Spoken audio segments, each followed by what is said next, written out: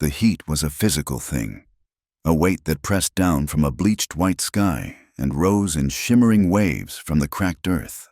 It baked the land until it was the color of old bone, brittle and lifeless save for the stubborn persistence of sagebrush and the skeletal arms of saguaro cacti reaching for a heaven that offered no mercy. Through this desolation, the iron tracks ran like a fresh scar, glinting under the oppressive sun, a testament to man's foolish belief that he could tame such a place. And on those tracks, the train came. It was a beast of smoke and steam, its chuffing breaths a labored rhythm in the vast silence of the desert. It moved slowly, as if the heat were a thick molasses it had to push through, its long shadow the only moving thing for miles. It was not a grand passenger express, but a working train, a mix of cattle cars, a few freight wagons, and a single, battered carriage for those souls unfortunate or desperate enough to be crossing this stretch of God-forsaken land. She had been running for what felt like a lifetime, though it could only have been an hour. The sun had stolen the moisture from her mouth and cracked her lips, and the worn leather of her shoes, a size too big, had rubbed her heels raw. Every breath was a fire in her lungs.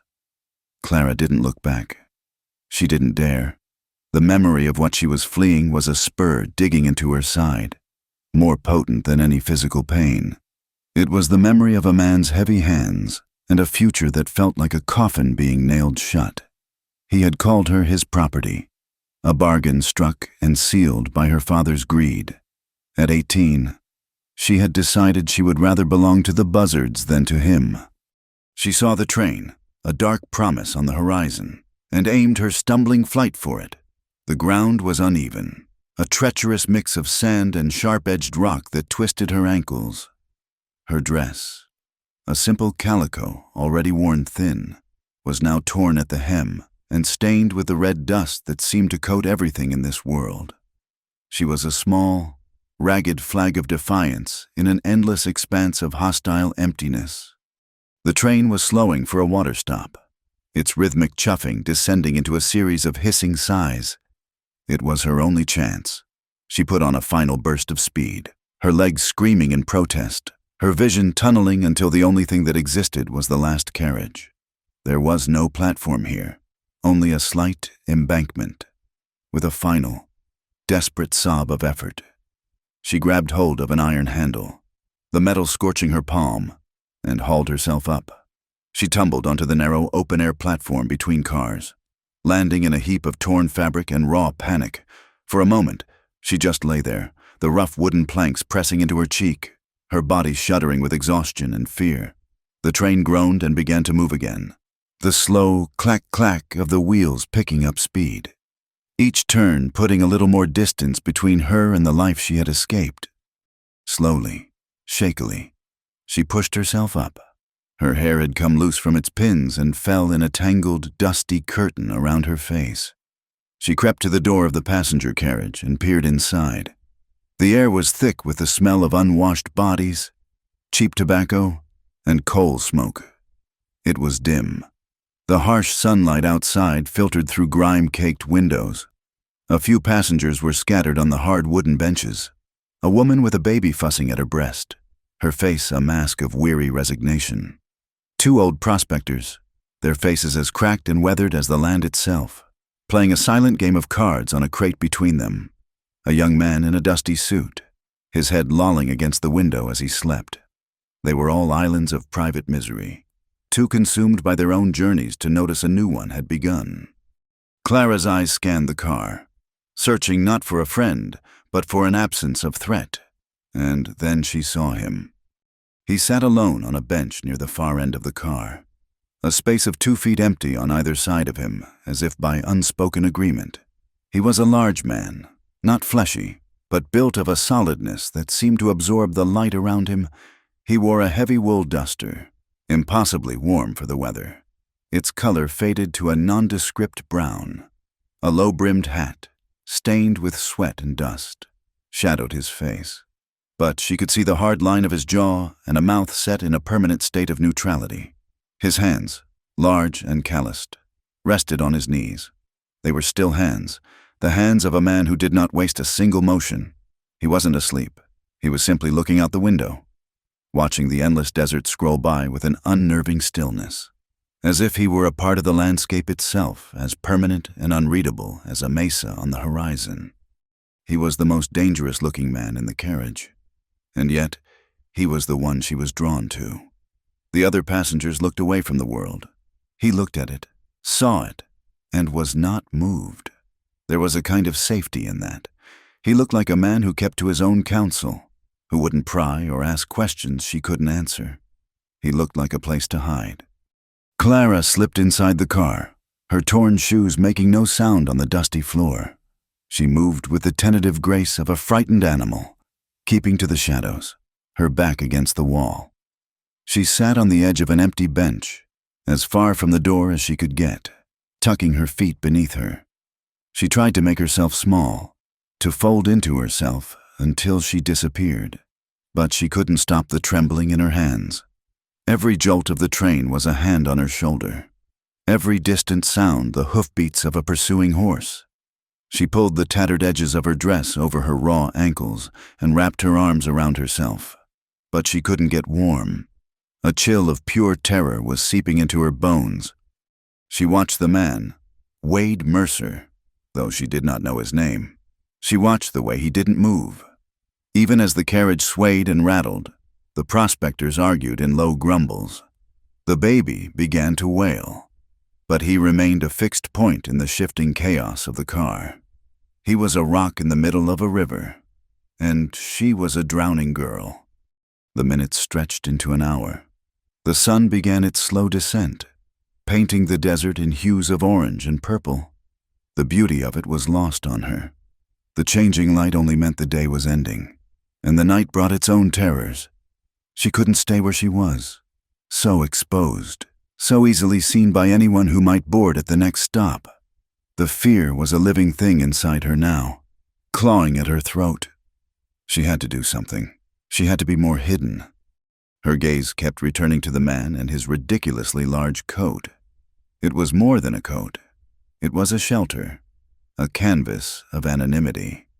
The idea that formed in her mind was born of pure desperation, so audacious and mad that it almost made her want to laugh, a hysterical sound that died in her throat. Taking a deep, shuddering breath, she stood. Her legs felt like they were made of string.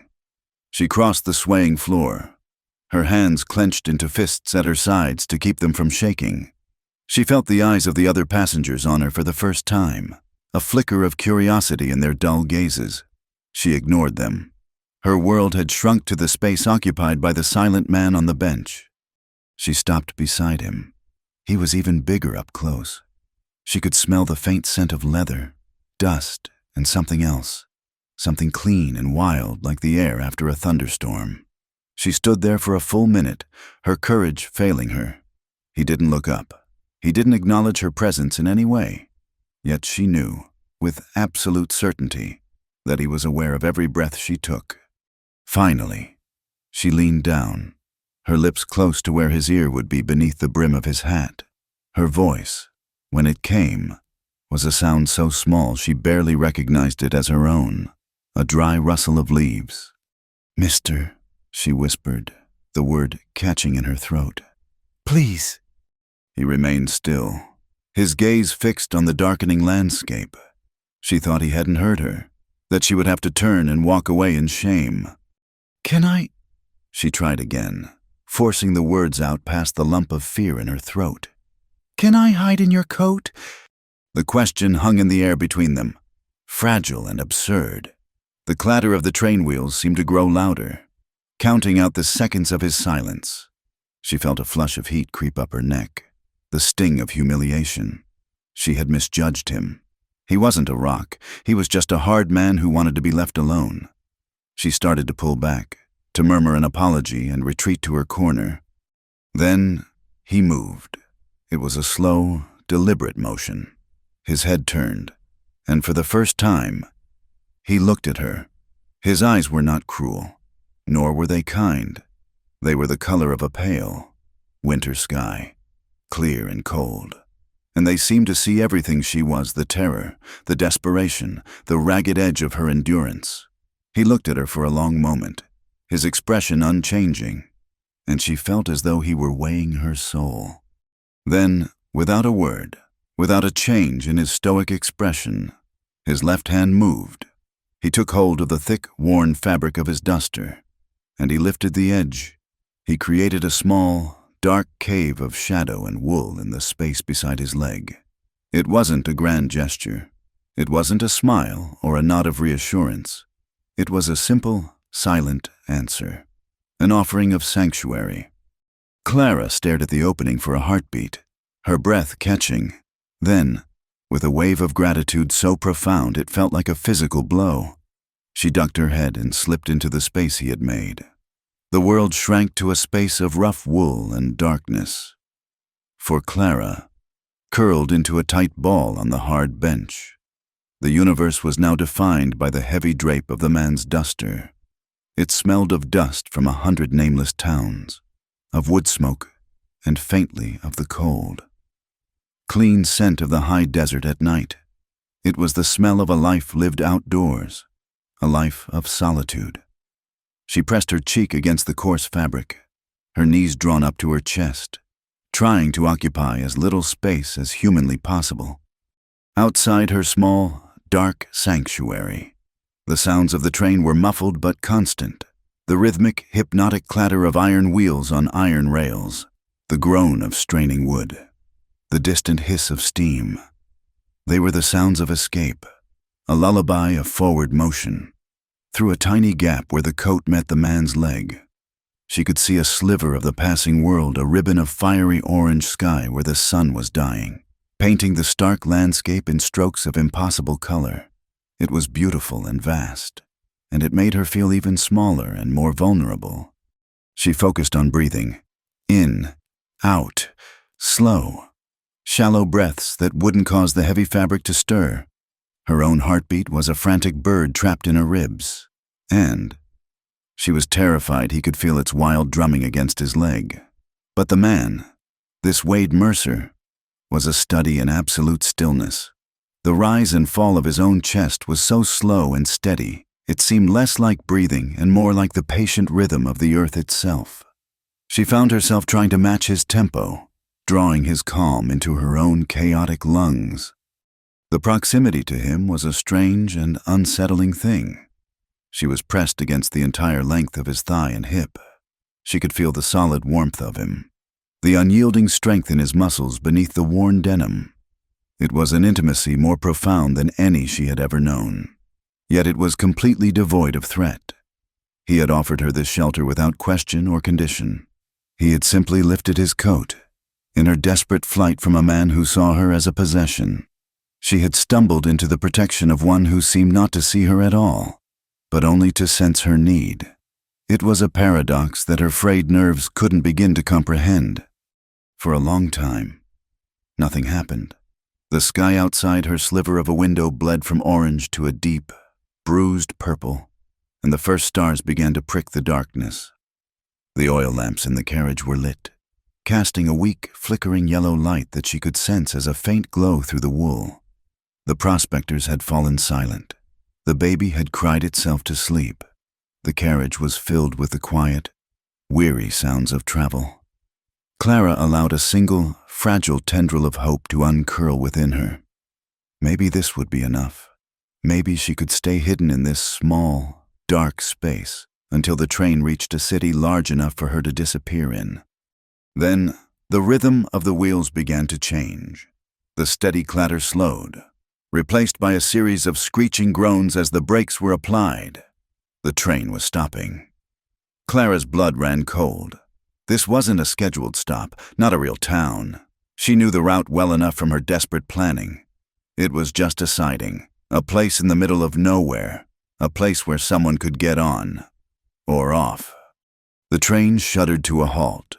In the sudden, ringing silence, every small sound was magnified: a cough from the far end of the car, the creak of the bench as someone shifted their weight. Then came the sound she'd been dreading: heavy boots crunching on the gravel outside. They were slow, deliberate steps. More than one person. The carriage door slid open with a rough, grating sound, flooding the car with the cool night air and the harsh, bright light of a lantern. Clara flinched, pressing herself deeper into her hiding place. She could hear low, guttural voices. "Check this one. All of it." 3 men stepped into the carriage. She couldn't see them, but she could hear them, could feel their presence. They moved with a heavy, confident authority that was not the law, but something that mimicked it for its own purposes. The floorboards vibrated with their weight. A tremor started in Clara's hands and spread through her entire body. A violent, uncontrollable shaking she was powerless to stop. She bit down hard on her lower lip, tasting the coppery tang of blood, trying to stifle the sob that was rising in her throat. "Evening, folks," the first voice drawled, thick with false congeniality. "Just a routine inspection, looking for something misplaced."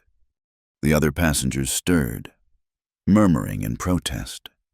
The men ignored them. She heard their boots moving down the aisle, heard them stop by the prospectors.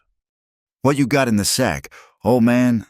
"Nothing that concerns you," one of the prospectors grumbled. There was a thud, followed by a sharp cry of pain. "I'll be the judge of that." Clara squeezed her eyes shut. Her breathing had stopped altogether. The air in her lungs was trapped, burning. They were moving again, their footsteps coming closer, closer. She could smell cheap whiskey and stale sweat. They were a miasma of menace rolling down the narrow car. They stopped next to the sleeping young man. "Wake up, friend!" A loud smack of a hand against a cheek. The man yelped, stammering in confusion. The intruders laughed, a cruel, ugly sound. They were getting closer, so close now. She could feel Wade's leg, the muscles tensed and hard as stone. He hadn't moved, not so much as a twitch, but she could feel a change in him. The air around him had grown colder, heavier. His stillness was no longer passive. It was a coiled spring, a predator waiting in perfect silence. The boots stopped directly in front of their bench. Clara's world ceased to exist beyond the wool coat and the terrifying proximity of those sounds. "Well now, what have we here?" It was the leader's voice, rough and probing. "Just one man taking up a whole bench." There was a long, charged pause. Clara imagined their eyes on Wade, on the bulky outline of his duster.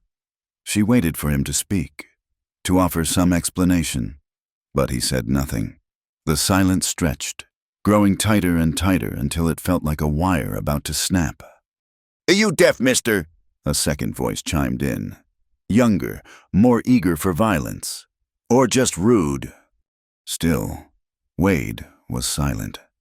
Clara risked opening her eyes a fraction, peering through the tiny gap. All she could see was a slice of a dusty boot and the bottom of a leather vest. It was enough. The terror was so absolute it had become a strange, icy calm. This was it. It was over. "Heard tell a pretty little thing ran off from Black Creek Junction," the leader said, his voice lowering into a conspiratorial tone. "Stole something from her husband-to-be, a man of some importance. There's a handsome reward for her return." Clara's heart hammered against her ribs. They knew. They were looking for her. "You ain't seen a girl like that, have you? About 18, brown hair, scared rabbit eyes?" The question was directed at Wade. Clara held her breath, waiting for the inevitable betrayal. He was a stranger. Why would he protect her? What did he owe her? She felt, rather than saw, him move. It was the slightest motion, a slow, deliberate turning of his head. He still said nothing. The leader's patience finally broke. "Damn it, I'm talking to you. What are you hiding under that coat? It's 90 degrees in this hell box and you're wearing wool. You got something to hide." This was the moment. The man's voice was sharp, accusatory. Clara braced herself. She felt Wade shift, a subtle redistribution of his weight. Through her sliver of a view, she saw his hand, which had been resting on his knee, move slowly to the edge of his duster, his fingers curling around the fabric. He wasn't lifting it. He was holding it closed. And then he lifted his head. Clara couldn't see his face, but she could feel the effect of it on the men standing before him. The air crackled. The leader, who had been leaning forward aggressively, took an involuntary half-step back. "Look, friend," he said, his voice suddenly losing its confident swagger, replaced by a thin veneer of bluster. "We don't want no trouble." Wade Mercer still did not speak. He didn't need to. His silence was louder than any threat. It was a vast, empty space that the men's petty violence could not fill. It was the silence of the desert, of the mountains, of things ancient and unmovable that would be there long after they were gone. His stillness was his weapon, his cold gaze his shield. He simply looked at them, and in his eyes, they saw a line they did not want to cross. They saw a kind of trouble that didn't end with a fist fight, but with a finality they were not prepared to face for the reward on a runaway girl's head. There was another long, tense moment. The younger man muttered something under his breath, but the leader cut him off. "Forget it," he grunted. "She ain't here.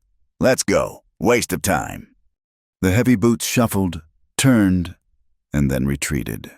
Their sound grew fainter as they moved to the front of the car. The carriage door slid open, then slammed shut. A moment later, the train gave a violent lurch, and the slow, rhythmic clatter of the wheels began once more. They were gone. The tension in the car broke like a fever. Passengers began to talk in hushed, nervous tones. The prospectors cursed. The young man rubbed his cheek, but under the coat, Clara remained frozen. The violent trembling had ceased, replaced by a profound, bone-deep exhaustion. She was still pressed against the stranger's leg, her face buried in the dark wool of his duster. He didn't move. He didn't speak. He didn't push her away.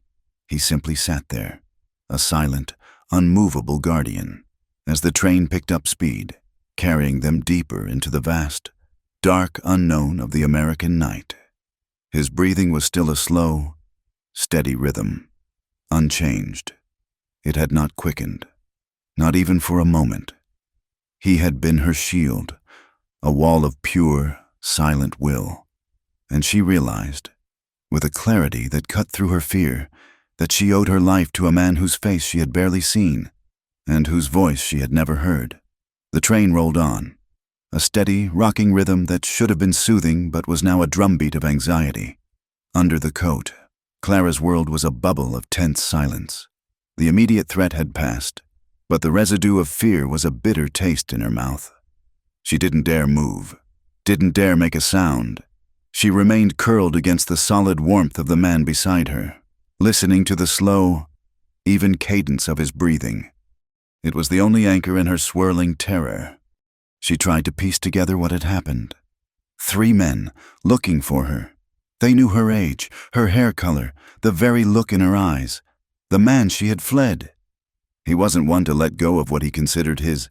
He would have sent men, hard men, with promises of money to fuel their search. The thought sent a fresh wave of nausea through her. She was a piece of property with a bounty on her head. The train began to slow again. The screech of the brakes, a shrill cry in the night, another unscheduled stop. Or were they reaching a real station? She couldn't tell. She felt Wade shift beside her, a subtle tensing of the muscles in his leg. He was alert, listening. His stillness had returned, but it was different now. It was the absolute stillness of a wolf scenting danger on the wind. Clara heard it too. The sound of boots on the carriage steps, but this time it was hurried, singular, a man coming back. Her heart, which had just begun to settle into a survivable rhythm, kicked into a frantic gallop. It was one of them. He'd had second thoughts. His doubt had gnawed at him, and he had come back to check. Before the thought had even fully formed, before the terror could paralyze her, everything happened at once. A large, incredibly strong hand clamped around her upper arm. It wasn't brutal, but its grip was absolute. A manacle of flesh and bone, in one fluid, powerful motion. Wade was on his feet, pulling her with him. The duster fell away, and she was yanked from her dark, safe world into the dim, flickering lamplight of the carriage. She had a fleeting, surreal impression of the other passengers' startled faces, their mouths agape. She saw the carriage door slide open and the silhouette of one of the pursuers, his face a mask of surprise and dawning recognition. "Hey!" he shouted, his hand dropping to the pistol at his hip. But he was too slow. Wade didn't hesitate, didn't look back. He was already moving toward the opposite side of the train, dragging her behind him. He wasn't running toward the door, toward the narrow platform between the cars. He was heading for the solid wall of the carriage, for a grimy window. But he didn't stop at the window. He kicked the emergency door beside it. A panel she hadn't even noticed. The lock, old and rusted, splintered with a sharp crack, and the door flew open. For a horrifying second, Clara was looking out into a rushing vortex of pure blackness. The night air was a physical blow, a deafening roar of wind and the thunderous clatter of the wheels against the track. The ground below was a dark, indistinct blur. The train was moving faster than she'd thought, much faster. She tried to dig her heels in, a useless, instinctual act of self-preservation. "No!" The word was ripped from her throat by the wind. Wade didn't seem to hear. He didn't even look down. He looked at her, and in the fleeting, chaotic moment, his pale eyes met hers. There was no fear in them, only a stark, unwavering resolve. And then, with his grip still locked on her arm, he jumped. He took her with him, out of the relative safety of the train and into the roaring, empty night. The world became a chaotic nightmare of sensation, the feeling of weightlessness, the stomach-lurching drop, the violent rush of wind that stole her breath. Then came the impact. It was not a soft landing. They hit the steep gravel embankment that sloped away from the tracks, and the world exploded into pain and confusion. They tumbled, a tangle of limbs and flying fabric, over and over down the sharp incline. Gravel and sand scoured her skin, tearing at her dress and her flesh. Her head struck something hard, and for a moment, the world dissolved into a kaleidoscope of flashing stars. They rolled to a stop at the bottom in a heap of bruised limbs and ragged breaths. For a few seconds, Clara couldn't move. Every part of her body screamed in protest. The air had been knocked from her lungs, and she could only lie there, gasping like a landed fish, the coppery taste of blood and dust in her mouth. The roar of the train was already receding, its red taillights shrinking in the distance, a disappearing promise of escape. They were alone, utterly, terrifyingly alone in the middle of the desert night. "Get up!" The voice was low and rough, the first words she had ever heard him speak. It wasn't a request. It was a command, imbued with an urgency that cut through her pain-fogged mind. He was already untangling himself from her, rising to his feet with a fluid grace that seemed impossible for a man his size. He pulled her up, his hand still clamped on her arm, hauling her to her feet. Her legs buckled, and she would have fallen if not for his unyielding grip. "We have to move, now," he said, his voice a low growl. He was already scanning the darkness, his head turning, his eyes piercing the gloom. He was looking back toward the train tracks. Clara followed his gaze. Far down the tracks, the train had stopped. A tiny pinprick of lantern light detached itself from the train. Then another. They were coming back for them. That knowledge was a shot of pure adrenaline. The pain in her body was forgotten, replaced by a primal, all-consuming need to flee. Wade gave her a little push, and she stumbled into a run. The ground was a treacherous hell of loose sand and sharp, half-buried rocks. Her worn shoes offered little protection. Every step was a fresh agony on her already raw feet. Her lungs burned, and a sharp stitch flared in her side. She was a city girl, unused to more than a brisk walk on paved streets. This was a brutal, punishing sprint for her life. Wade ran beside her, his long strides easily keeping pace with her frantic, stumbling efforts. He ran not with the panic that fueled her, but with a grim, relentless purpose. His breathing was deep and even, a stark contrast to her own ragged gasps. He held her elbow, not dragging her now, but steadying her, keeping her from falling when her ankle twisted on a loose stone. They ran away from the tracks, plunging deeper into the dark, silent desert. The moon was a pale sliver, offering little light. The landscape was a treacherous collection of menacing, ill-defined shapes. Thorny bushes clawed at her dress, their branches like wicked fingers, tearing the fabric and scratching her legs. After what felt like an eternity but could only have been minutes, Clara's strength gave out. Her vision began to swim, black spots dancing at the edges. The stitch in her side was a blazing fire. "I can't," she gasped, her legs finally giving way. She sank to her knees, her head hanging, gulping at the thin, dry air. Wade stopped instantly. He didn't waste time with words of encouragement. He crouched beside her, his hand on her back, and listened. The silence of the desert was profound. There was no sound of pursuit, not yet. He scanned their surroundings, his eyes moving with a practiced, methodical sweep. He seemed to be reading the landscape, seeing things in the darkness that were invisible to her. He saw a shallow gully, a wash carved by ancient, long-forgotten rains, and beyond it, a patch of rocky, broken ground. "This way," he said, pulling her to her feet again. This time, when she stumbled, he didn't just steady her. He swept an arm under her knees and lifted her as if she weighed nothing. Clara gave a small cry of surprise. He carried her, his strides sure and swift, into the gully. He followed it for 50 yards, his boots making almost no sound in the soft sand, before climbing the other side and stepping onto the rocky ground. He set her down. "Walk only on the rocks," he commanded, his voice low.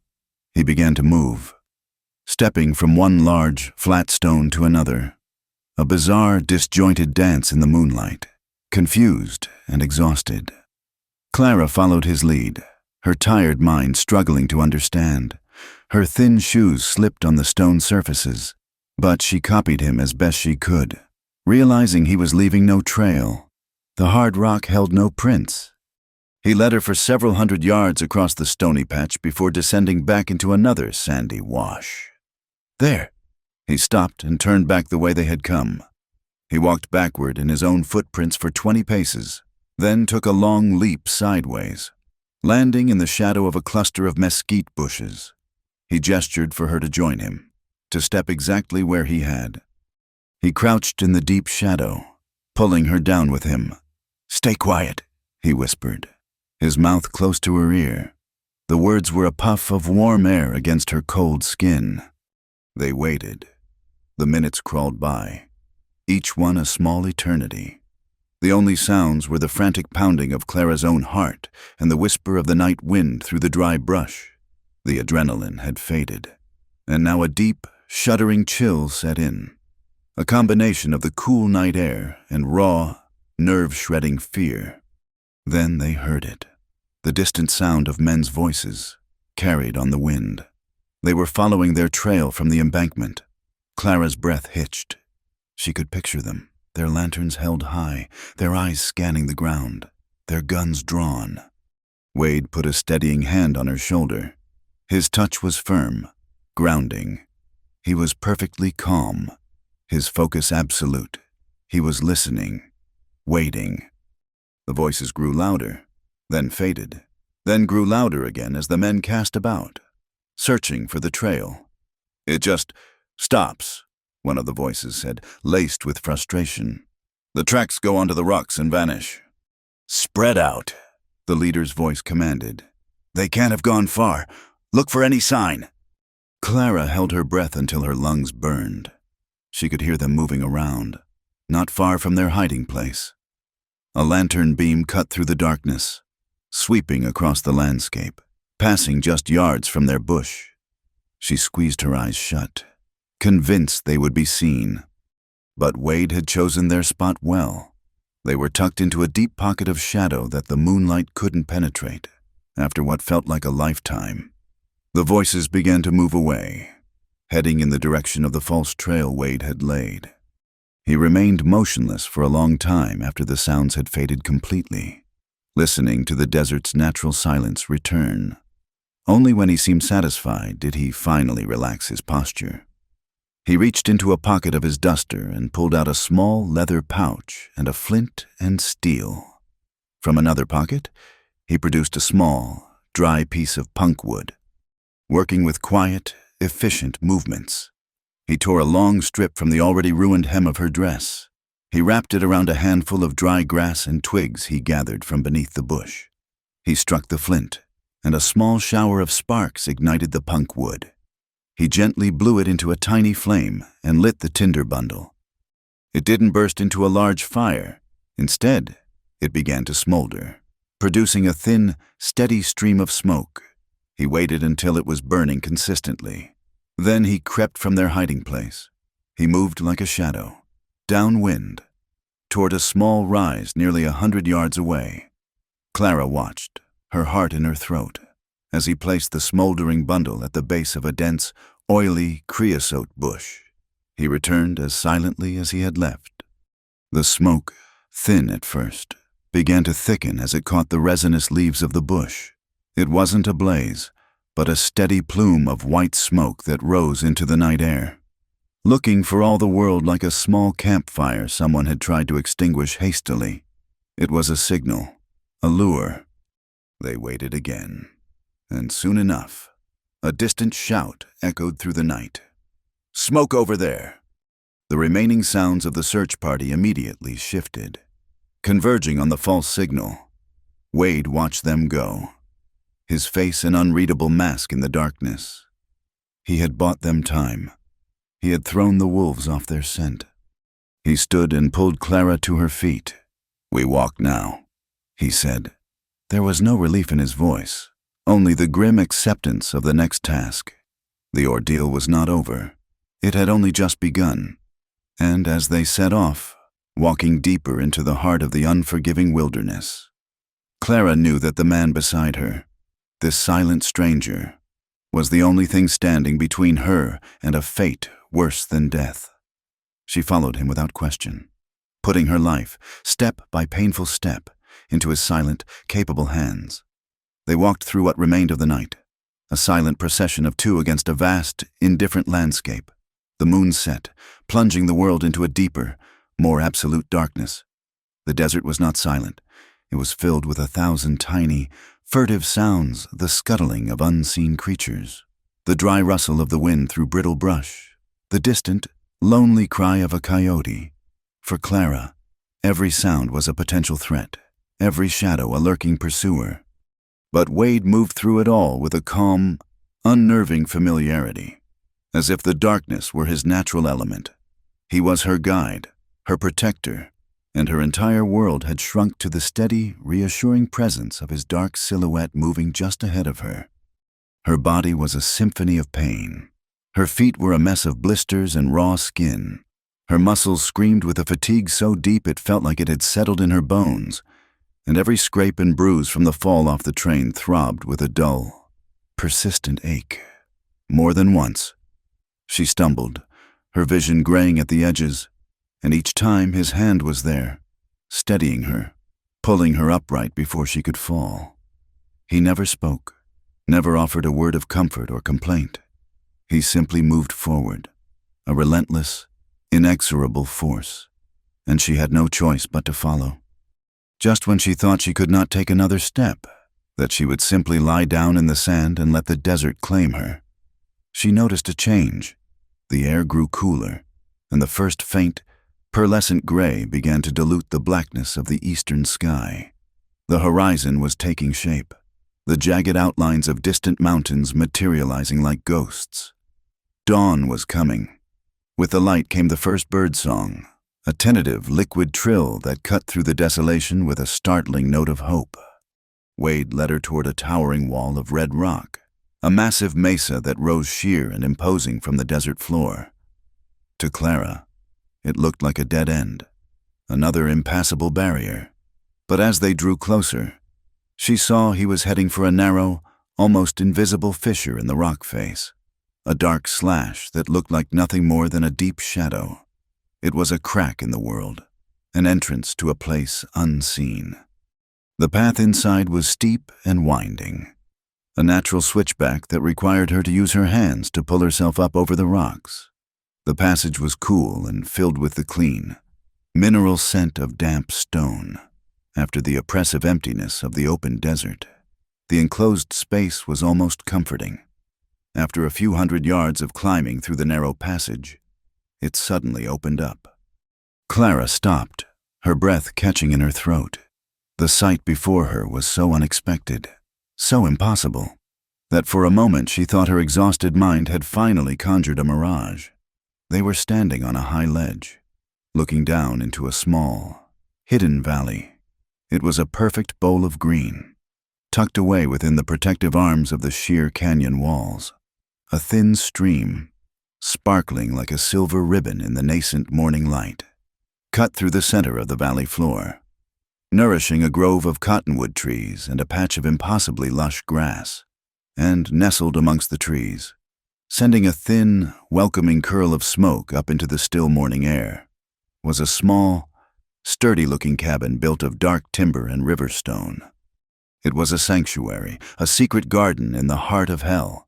After the endless miles of baked, hostile earth, the sight of so much life and water was a physical shock, a balm to her frayed soul.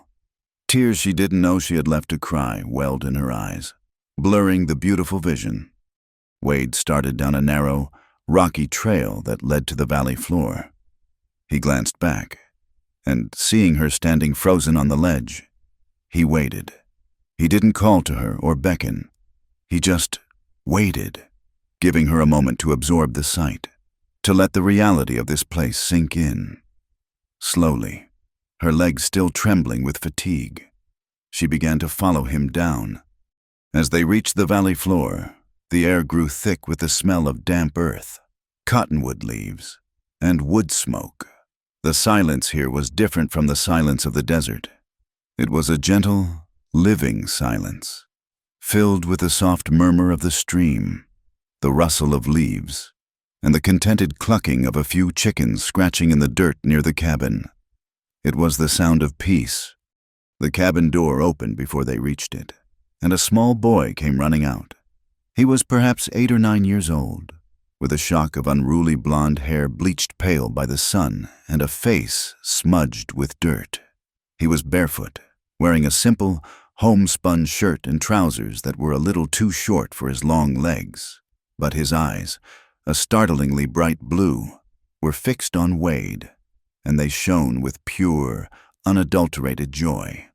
"You're back," the boy cried, his voice clear as a bell in the morning air. He launched himself at Wade, wrapping his arms around the big man's legs. Clara stopped, hanging back, feeling like an intruder on this intimate scene. She watched as Wade, the hard, silent man of the desert, gently placed a large, calloused hand on the boy's head. A flicker of something soft and warm passed over his stern features, a change so subtle she might have missed it if she hadn't been watching so closely. "I am Eli," Wade said. His voice, when not a guttural command, was a low, quiet rumble. The boy, Eli, finally seemed to notice Clara standing awkwardly a few feet away. He looked at her, his bright eyes taking in her torn dress, her scratched face, her utter exhaustion. There was no fear in his gaze, only a child's frank curiosity. He looked from her back to Wade, a silent question in his eyes. "She needed a safe place, Eli," Wade said simply. It was all the explanation he offered. Eli accepted it without question. He looked back at Clara and gave her a small, shy smile. Then he looked up at Wade, his expression one of profound, simple faith. "I knew you'd come," he said. "You're the Promise Keeper." The Promise Keeper. The words hung in the quiet air, and they seemed to explain everything about the man standing before her. They spoke of a history she couldn't guess at, of a trust deeply earned. This hidden valley was not just a place. It was a promise he was keeping. Wade gently steered the boy toward the cabin. "Go on inside. Get some water ready." Eli scampered off to do as he was told, and Wade turned his attention to Clara. He looked at her properly for the first time since the jump from the train, his pale eyes taking in her condition. He gestured toward the open cabin door. "Rest," he said. The single word was not a command this time, but a quiet offering. Clara entered the cabin. It was one room, simple and meticulously clean. A sturdy table and 2 chairs stood in the center. A stone fireplace dominated one wall, and 2 neatly made bunks were built into the other. A few shelves held a small collection of plates, a handful of books, and some canned goods.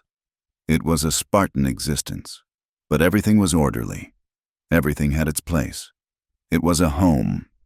Eli had already brought a basin of cool, clean water from a pump in the corner and placed it on the table. Beside it, he laid a clean strip of linen. Wade directed Clara to one of the chairs. She sank into it, a wave of dizziness washing over her as the adrenaline and fear finally receded, leaving behind only a bone-deep weariness. Silently, Wade knelt before her. He gently took one of her ruined feet in his large hands. His touch was surprisingly careful as he unlaced the broken shoe and eased it off. He soaked a piece of the linen in the cool water and began to gently, patiently clean the dirt and gravel from the raw scrapes and blisters. He worked with a quiet, focused concentration, his movements economical and sure. Clara watched him, her head bowed, a storm of emotions churning within her. No one had ever shown her such tenderness. The men in her life had been rough, demanding, their touch always a prelude to taking something from her. This man, this stranger, asked for nothing. He simply gave. He had offered her shelter in his coat, saved her from her pursuers, carried her when she could not walk. And now he was tending to her wounds like she was something precious. When he was finished with her feet, he stood and gestured to the lower bunk. "Sleep," he said again. She didn't need to be told twice. She stumbled to the bed, which was firm but covered with a clean, soft blanket that smelled faintly of soap and sunshine. She didn't even bother to pull the blanket over herself. The moment her head touched the pillow, the world dissolved, and she fell into a deep, dreamless sleep that was more profound and healing than any she had ever known. She slept through the day and into the evening. When she finally awoke, the cabin was filled with the soft glow of an oil lamp and the savory smell of stew. Wade and Eli were sitting at the table, eating in a comfortable silence. They looked up as she stirred. Neither of them said anything, but Wade rose and ladled a bowl of the hearty rabbit stew for her, placing it on the edge of her bunk. She ate, the warm food chasing away the last of the deep chill that had settled in her bones. It was the best meal she had ever tasted. When she was finished, she swung her legs over the side of the bed. Her feet were bandaged with clean strips of cloth. She stood, feeling stiff and sore, but immensely better. She took her empty bowl and walked it to the wash basin. She picked up the bucket, intending to fetch more water, to do something, anything, to contribute, to show her gratitude. "I can do that," Eli said, jumping up from the table. "It's all right," Clara said, her voice a little rough from disuse. "I'd like to." It was the beginning. In the days that followed, she found a quiet rhythm in the hidden valley. No one asked her who she was or what had happened. Her past was a locked room, and no one tried the door. Wade would disappear for hours at a time, sometimes returning with game, other times with firewood.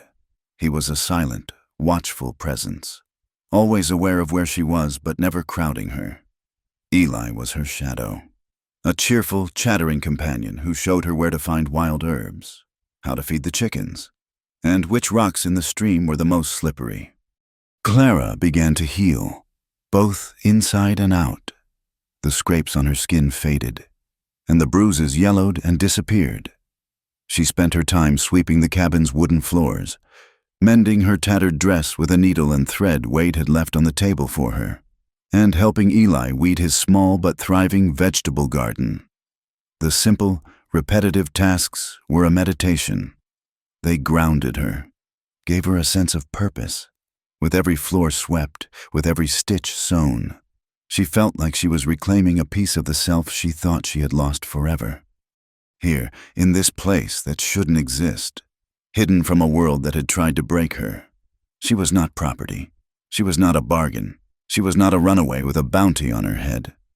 She was just a person, accepted without explanation, sheltered without condition.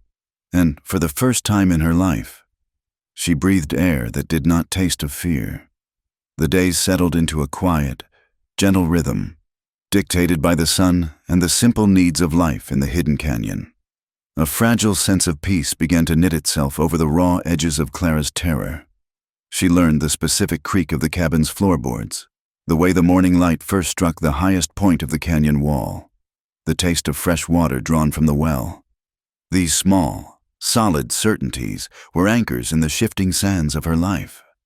She found herself breathing more deeply, her shoulders relaxing from the permanent, protective hunch she had maintained for as long as she could remember.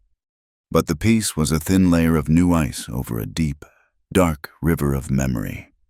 The unspoken questions of her past hung in the quiet air between her and Wade. He never asked. He never pried. His acceptance was a silent, monolithic thing, and in some ways, that made it harder. She felt a debt she could not name, a gratitude so profound it was a physical ache in her chest. He had saved her life, offered her this impossible sanctuary, and asked for nothing in return. She felt like a fraud, a ghost haunting his quiet existence, bringing with her the shadow of a danger he had faced without a word of reproach. The need to explain, to unburden herself, grew with each passing day, a pressure building behind a dam of fear and shame. The moment came on an ordinary evening. Several weeks after her arrival, a cool breeze had begun to blow down from the canyon rim, carrying the scent of pine and distant rain. Supper was over a simple meal of roasted quail and cornbread. Eli, his eyelids heavy, had told them a rambling story about a lizard he had named Bartholomew before Wade had lifted him into his bunk and pulled the blanket to his chin. The boy was asleep in moments, his soft breathing a gentle counterpoint to the crackle of the low fire in the hearth.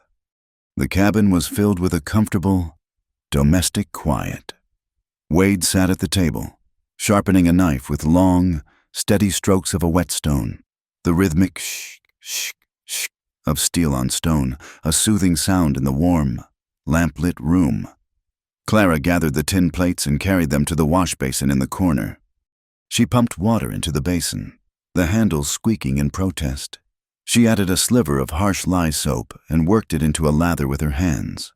The water was warm from the kettle she'd left by the fire, and the simple sensation of it on her skin was grounding. She began to wash, her movements methodical, her eyes fixed on the soapy water. The first plate, the second, the third. The silence stretched, filled only by the whisper of the whetstone and the gentle splash of water. It was the quiet decency of the moment, the sheer, unbelievable normalcy of it, that finally broke her. This man, who had jumped from a moving train for her, who had faced down armed men for her, was now sitting a few feet away, patiently sharpening a knife, while she washed the dishes from a meal they had shared. He had given her a life she hadn't known could exist, and he didn't even know her name. He didn't know the name of the monster she had brought to his door. Her hands began to tremble. A plate slipped from her soapy fingers, clattering against the bottom of the metal basin with a sound that seemed deafeningly loud in the quiet room. The rhythmic sound of the whetstone stopped. She felt his eyes on her, though she did not look up. "My father," she began, and the sound of her own voice was a shock, a thin, wavering thing. She cleared her throat and started again, her gaze still locked on the murky water. "My father is a merchant in Harmony Creek. He thinks of life in terms of profit and loss." She scrubbed at a plate that was already clean, her knuckles white. She could feel the story pushing at the back of her throat, a physical, painful thing. "I was a loss, Another mouth to feed, a dowry to provide, an asset that was not appreciating. Her voice was flat, devoid of emotion, as if she were reciting facts from a ledger. So he found a way to make me profitable. He made a bargain. She paused, taking a shaky breath. Wade said nothing. He did not move. He simply waited, giving the silence the space her words needed. The man's name is Silas Croft. He owns the largest cattle ranch in the county. He owns the bank. He owns most of the town, one way or another. He's older, a widower, respected. She said the last word with a particular bitterness, a venom that surprised her. My father was honored by the proposal. He called it the match of a lifetime. He said, "Mr. Croft would provide for me, secure my future." What he meant was that Mr. Croft's payment would secure his future, pulling him out of a debt he'd incurred through bad investments. She placed the plate on the draining board, her hands shaking so badly that it rattled against the wood. I was 18. Mr. Croft was nearly 60. He had buried 2 wives already. People in town whispered about it, but never where he could hear. He had a reputation. But my father didn't care about whispers. He cared about the clink of coin. She picked up another plate, her movements jerky. I told my father I wouldn't do it. I pleaded with him. I have never seen such coldness in a man's eyes. He told me my feelings were a childish indulgence he could not afford. He said I was his daughter and I would do as I was told. The wedding was a transaction. I felt like a horse being sold at auction, with my father holding the lead rope and handing it to the highest bidder. The memories were so vivid, so sharp. They stole her breath. She could feel the scratch of the lace on the wedding dress she'd been forced to wear, could smell the stale cigar smoke on Silas Croft's breath as he stood beside her. "He wasn't a kind man," she whispered, her voice cracking. "The house was large and cold, and I was just another of his possessions. He liked to show me off, his pretty, young bride. But when the doors were closed, he was a man who believed in discipline. He believed a wife should be obedient, quiet, and grateful, and he had a heavy hand to ensure she was." She stopped scrubbing, her hands submerged in the now cool water, her shoulders hunched. The tremor that had started in her hands was now a shudder that ran through her entire body. He never wanted a wife. He wanted a thing, something to own. He was careful. The bruises were always where my dress would hide them. He told me that if I ever told anyone, no one would believe me. Who would take the word of a frightened girl against the word of a man like Silas Croft? He was right. She finally looked up from the basin, her gaze moving to the dark window, to her own faint, ghostly reflection. The worst part was the silence, the way he would look at me across the dinner table, the way everyone in town would smile and bow to him. And I knew what he was. I was living in a nightmare that everyone else thought was a fairy tale.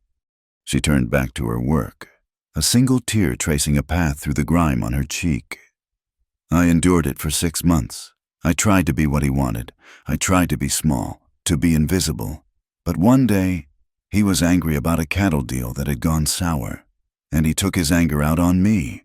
It was worse than before, and I knew, lying on the floor that night, that if I stayed, I would die in that house. Maybe not the next day, or the next week, but he would break me until there was nothing left, and then he would bury me next to his other 2 wives. Her voice was barely audible now, a choked whisper. So I waited. I waited for 2 days until he rode out to one of his northern pastures. He was gone overnight.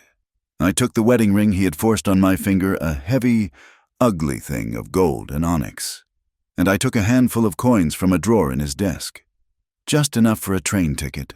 I thought, just enough to get away. I know it was stealing, but I felt it was the wages I was owed for the 6 months of hell I had endured. She finished the last plate, her hands moving on their own, her mind lost in the past. She pulled the plug on the basin, and the water drained away with a sad, gurgling sound, taking the last of the soap and grime with it. The confession was over. The ugly, sordid story was finally out. lying bare in the quiet cabin. She stood there, trembling, her arms wrapped around herself, waiting for the judgment, waiting for the revulsion, the pity, the dismissal. The silence that followed was absolute. The fire had died down to glowing embers. The only sound was her own ragged breathing. She squeezed her eyes shut, unable to bear looking at him, unable to see the change in his face. She had brought her filth into his clean, quiet world. Then there was a small sound, the scrape of a chair leg on the wooden floor, the soft thud of his boots as he walked across the room. He stopped beside her. She flinched, expecting him to recoil, to tell her to leave, to say that her trouble was too much to bear. Instead, she heard the simple sound of cloth unfolding.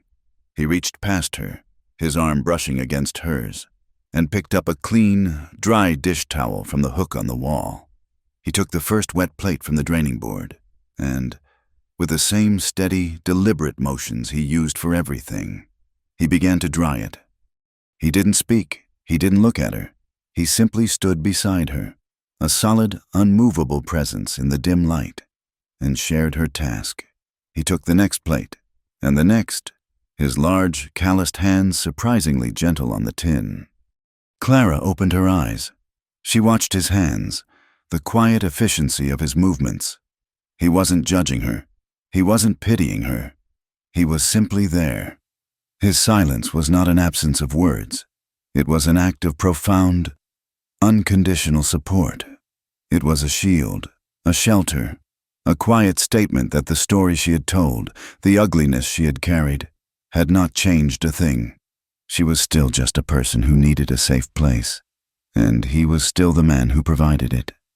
He dried the last plate and stacked it carefully with the others. Then he folded the dish towel and hung it back on its hook.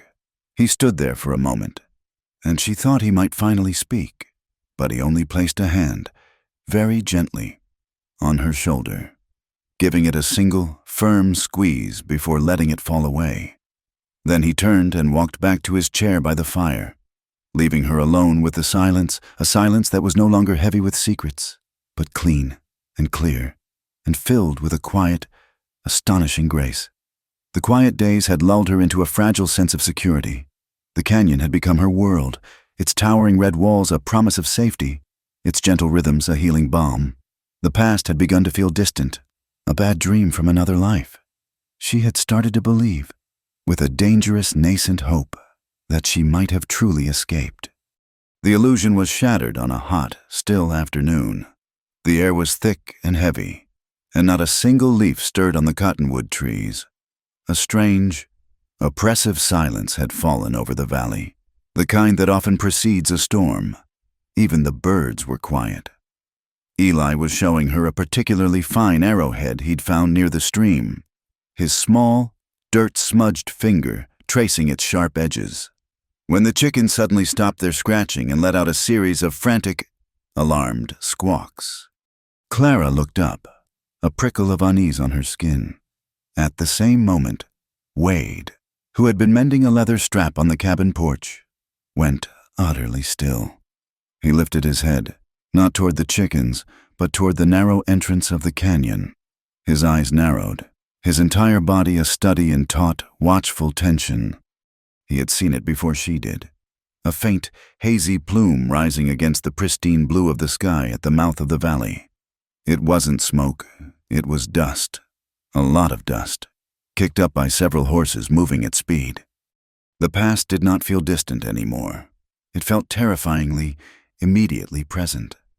Wade was on his feet in an instant, the leather strap and tools forgotten on the porch. He moved with a speed and purpose that sent a jolt of ice through Clara's veins. He didn't run, he moved with a long, ground-eating stride that was both swift and deadly calm. He met her and Eli halfway across the small yard. "Clara," he said, his voice a low, hard command that cut through the thick air. He didn't look at her. His gaze was locked on the canyon entrance. "Take the boy. Get inside. Bar the door. Stay down. And stay away from the windows." He placed a hand on Eli's shoulder, a brief, firm squeeze. Do as she says, Eli. No arguments. The boy's face had gone pale, his earlier chatter forgotten. He nodded, his bright eyes wide with a fear that reflected Clara's own. He knew, with the instinct of a child raised in a hard land, that the peace had been broken. Clara's feet felt like they were rooted to the ground. Her body remembered this feeling, the paralysis of pure terror. But Wade's command, and the trusting, frightened look in Eli's eyes, broke the spell. She grabbed the boy's small, warm hand. "Come on," she whispered, her voice tight. She half dragged, half led the boy to the cabin, her heart hammering against her ribs so hard it felt like it might break them. She shoved him inside and slammed the heavy wooden door, her fumbling hands finding the thick iron bolt and ramming it home.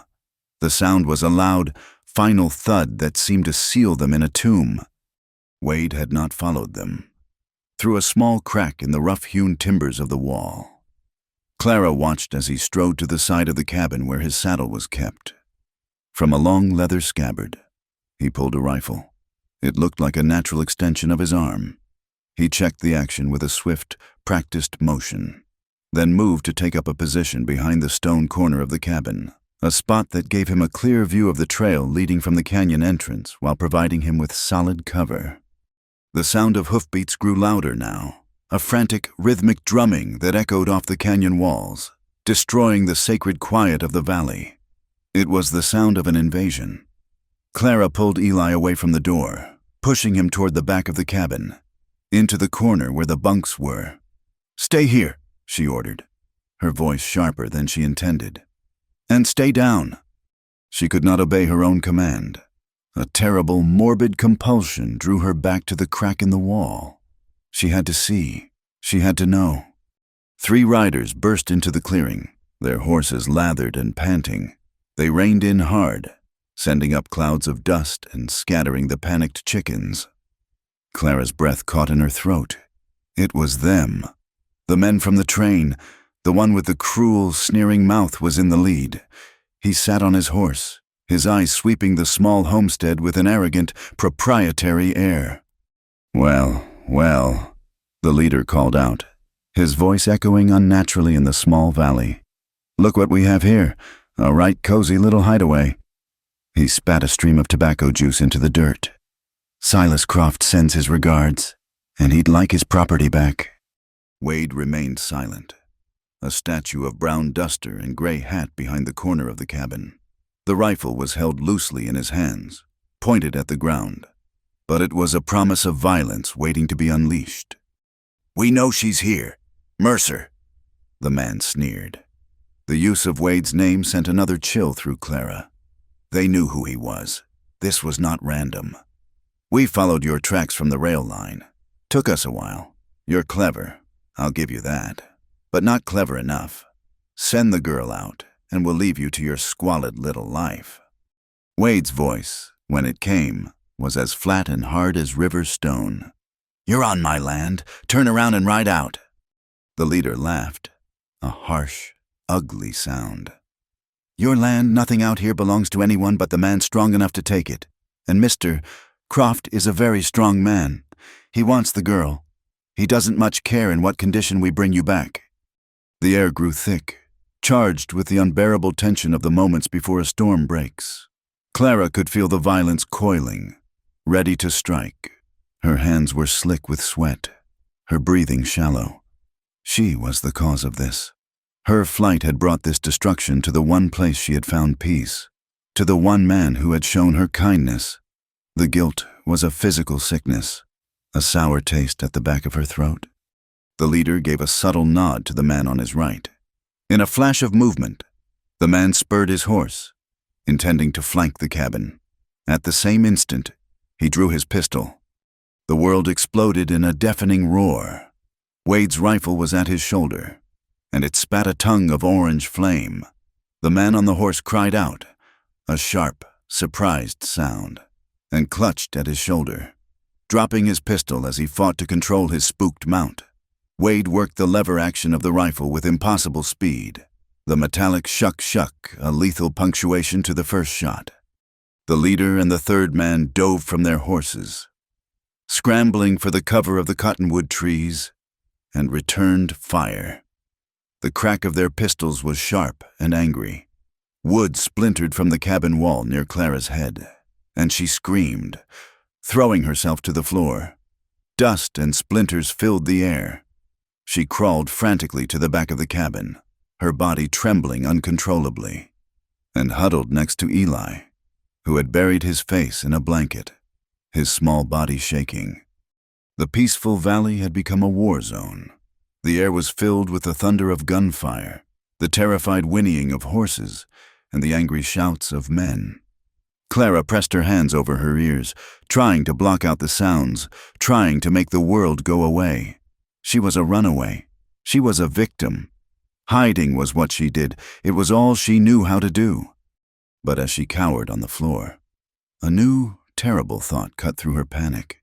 Wade was out there, alone, fighting 3 men. For her, he was standing between her and the nightmare, and he was doing it alone. The image of him kneeling on the floor, carefully cleaning her wounded feet, flashed in her mind. The memory of him standing beside her at the wash basin, his silent presence a comfort more profound than any words. He was the promise keeper, and she was cowering on the floor like a frightened child. Something inside her shifted. It was not a surge of courage. It was a cold, hard knot of resolve that formed in the pit of her stomach. She was tired of running. She was tired of being the reason for other people's pain. Over the hearth, mounted on 2 wooden pegs, was an old shotgun. Wade kept it loaded with buckshot for snakes or predators that might threaten the chickens. She had seen him clean it, had watched his hands move with a sure, practiced familiarity. Now, her eyes were fixed on it. It seemed 1,000 miles away. Another volley of shots rang out. Closer this time. She heard a man shout from the side of the cabin, near the small window of their sleeping corner. "I'm going in the back." Eli whimpered, burrowing deeper into the bunk. The man was coming for them. He would break down the door, or smash the window, and they would be trapped. Wade was at the front, pinned down. He couldn't protect them from this new threat. It was her. It had to be her. Slowly, shakily, Clara pushed herself to her feet. She moved in a low crouch, her limbs feeling heavy and disconnected. She crossed the room to the fireplace, her heart a wild drum against her ribs. She reached up and lifted the shotgun from its pegs. It was heavier than she could have imagined, cold and alien in her trembling hands. The smell of gun oil and old wood filled her nostrils. She had never held a firearm in her life. She fumbled with the weapon, her fingers clumsy and slick with sweat. She found the hammers and, copying a motion she had seen Wade perform, pulled them back. They clicked into place with a sound that seemed as final and terrifying as a death sentence. She crept to the small, grimy window at the back of the cabin. Peering over the sill, she saw him. It was the man Wade had shot in the shoulder. His face was a mask of pain and fury, his shirt stained with a spreading patch of dark red. He had his good arm raised, the butt of his pistol ready to smash the window pane. Eli was just on the other side of that thin wall. Time seemed to slow down. The roaring in her ears faded to a dull hum. She saw the man's face, twisted with malice. She saw the fragile wall that separated him from the boy. She saw Wade, somewhere out front, fighting for their lives. And she knew she could not let this man get inside. She pushed the heavy barrel of the shotgun through the window, shattering the glass. The man yelled in surprise, stumbling back. He saw her, his eyes widening in disbelief, and then his expression hardened into a contemptuous sneer. He raised his pistol, aiming it at her face. Clara didn't think. She didn't aim. She squeezed her eyes shut and pulled both triggers. The shotgun erupted with a cataclysmic, deafening blast that was a physical blow. The recoil was a brutal, savage kick that slammed her back against the wall, knocking the wind from her lungs and sending the heavy gun clattering to the floor. Her ears rang with a high, piercing whine, and the cabin was filled with the acrid, choking smell of gunpowder. For a moment, she was stunned, disoriented. Then, She scrambled back to the broken window. The man was gone. There was only a dark, still shape on the ground. She felt a wave of nausea so powerful she had to grip the windowsill to keep from fainting. The sudden, shocking blast of the shotgun had created a lull in the fighting out front, in that brief, deadly silence. Clara heard the leader yell, "Jeb, Jeb! Damn it! Answer me!"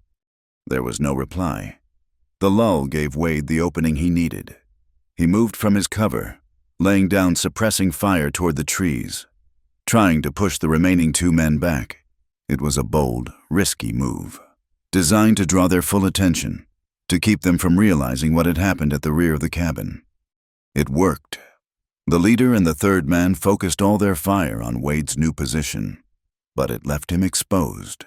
As he moved between 2 cottonwood trees, the 3rd man, who had been circling wider than the others, saw his chance. He didn't fire. He charged from the side, a large, burly man, using his rifle like a club.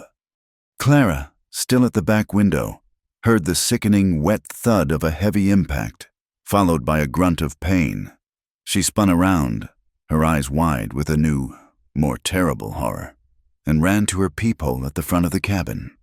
She saw the burly man standing over a figure on the ground, and she saw Wade, lying face down in the dirt, utterly still. He had been struck from behind, a vicious, disabling blow to the back of the head. The fight was over. The leader stood up from behind his tree, his pistol still aimed at the unmoving form on the ground. "Well," he said, his voice ragged, "that's one way to end it." He looked at the cabin, then at Wade's still body, then at the body of his man at the back. He seemed to weigh his options. They had lost 1 man. Their quarry was inside a fortified cabin with a shotgun. And the man they had come for, the man they truly feared, was down. He seemed to decide it wasn't worth it. "Forget the girl," he grunted to his remaining man. "Croft can find another one. Let's get out of this cursed place." Without another glance at Wade, they retrieved their horses and galloped away, their panicked retreat as sudden and chaotic as their arrival. The drumming of their hoofbeats faded, and then a silence fell over the valley. It was a heavy, ringing silence, thick with the smell of gunpowder and the terrible, profound absence of motion from the man lying in the dirt. Clara stared, her mind refusing to comprehend what her eyes were seeing. The shotgun lay on the floor. Eli was sobbing quietly in the corner, and outside, under the hot, indifferent sun. The Promise Keeper did not move. For a long moment after the hoofbeats faded, an absolute, ringing silence descended upon the valley. It was a silence made heavier by the scent of gunpowder and the impossible stillness of the man lying in the dirt. Clara stood frozen at the peephole, her mind a blank slate of shock, unable to process the brutal finality of the scene before her. Wade, who had been a force of nature, an immovable object, was now just a shape, a discarded heap of brown duster and human form. A small, terrified sob from the corner of the cabin broke the spell. Eli. The sound pierced through her paralysis, a sharp, painful reminder that she was not alone, that the world had not ended, even though it felt like it. She turned from the wall, her movement stiff and robotic. She looked at the small boy, his face buried in a blanket, his body shaking with silent sobs. She had to be strong for him, for both of them. "It's all right, Eli," she said, her voice a raw, unfamiliar croak. "It's over. They're gone." She crossed the room and knelt by the bunk, placing a trembling hand on his back. He flinched at her touch. We have to help him," she said, as much to convince herself as the boy. Leaving Eli in the relative safety of the bunk, she took a deep, shuddering breath and forced herself to the door. Her hands shook so violently she could barely work the bolt. It slid back with a grating screech, and she pushed the heavy door open, flinching at the sudden flood of bright, indifferent sunlight. The world outside was a tableau of violence. The scattered chickens were slowly, cautiously returning to the yard. The body of the man she had shot, Jeb, lay in a still, unnatural heap by the broken back window. And there, in the center of the clearing, was Wade. She ran to him, her feet stumbling in the churned-up dirt. She fell to her knees beside him, her hands hovering over his back, afraid to touch him, afraid of what she might find. "Wade," she whispered, the name a fragile plea. "Wade, can you hear me?" There was no response. His face was turned away from her, pressed into the dust. She could see a dark, ugly wound at the back of his head, just below his hairline. His thick hair was matted with blood, and the dirt around him was stained a dark, wet crimson. For one terrible, heart-stopping moment, she thought he was dead. Then she saw it, the faint, shallow rise and fall of his shoulders. He was breathing. A wave of relief so profound it was sickening washed over her. He was alive, but he was badly hurt, and he was unconscious, a dead weight in the open yard. They couldn't leave him here. "Eli," she called, her voice gaining a thin thread of strength. "I need your help. We have to get him inside." The boy appeared at the cabin door, his face pale and tear-streaked, his eyes wide with horror as he took in the scene. He looked at Wade, and a fresh wave of tears welled. "Is he—" "He's alive," Clara said firmly. "But we have to move him, now." Getting him into the cabin was a monumental, grueling task. Wade was a large, powerfully built man, and moving his limp body was like trying to move a fallen tree. Clara took his shoulders, and Eli, his small face set with a grim determination that belied his years, took his feet. They pulled, they strained, they sobbed with effort, dragging him inch by painful inch across the dirt and onto the porch.